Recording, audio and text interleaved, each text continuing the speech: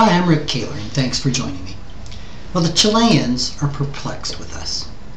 On a recent trip to Santiago, Chile with my family, I was talking with a colleague who said, you guys are the ones that taught us about free markets, and now we're here watching you abandon those principles and moving toward socialism.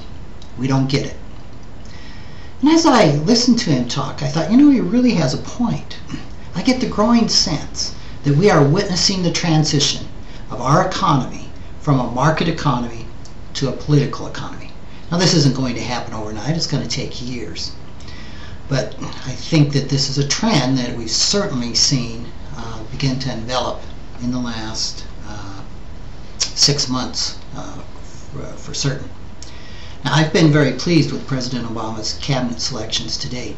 But in his January 9th speech at George Mason University, I became nervous about what I was hearing. In that speech, President Obama, President-elect at the time, suggested the private sector is incapable of righting the economy.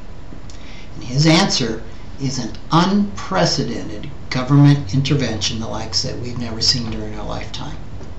He said, quote, "Only government can provide the short-term boost necessary to lift us from a recession this deep and severe. Only government can break the cycle that's crippling our economy," end quote. The action that he sees government taking is the need to spend trillions of dollars. He says that without the most massive government spending plan in history, quote, "a bad situation could become dramatically worse," end quote. Now, maybe he is completely right. But all of this sounds very similar to the failed policies of the Bush administration and the previous Congress. It was just 3 or 4 short months ago, in September of 2008, Treasury Secretary Henry Paulson was telling us without a $700 billion bailout plan to buy toxic paper, the credit markets would seize up and the stock markets collapse.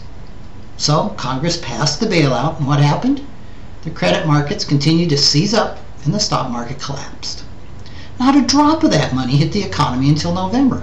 On December 10th, an oversight panel created by the bailout legislation itself reported that none of the initial $350 billion spent went to purchase toxic paper or to prevent further foreclosures. And further, the panel found that because the Treasury failed to create a system to track how the bailout funds were being used, they couldn't determine if the money was actually used to increase lending and unfreeze credit markets. So it really didn't take too long, did it, for the original bailout plan to become what most Americans feared would happen, certainly in my town and my state, which was another well-intentioned, expensive government boondoggle. Now, what confidence can we have that the new administration's solution, which is sounding very much like the old administration's solution, won't be more of the same? The problem, according to President Obama, is a lack of spending. And he said, I quote, "A lack of spending leads to lost jobs, which leads to even less spending, where an inability to lend and borrow stops growth and leads to even less credit." Now, he is absolutely right, at least in the short term. However, more spending is not the long-term solution. In fact, it was overspending that got us here in the first place. So the notion that only government, by borrowing and spending trillions of dollars, can lead the way out of this recession is incredibly frightening. Where is government going to get this money? Since government creates no wealth of its own, it has only 2 sources of money: printing more or taking more from its citizens through higher taxes.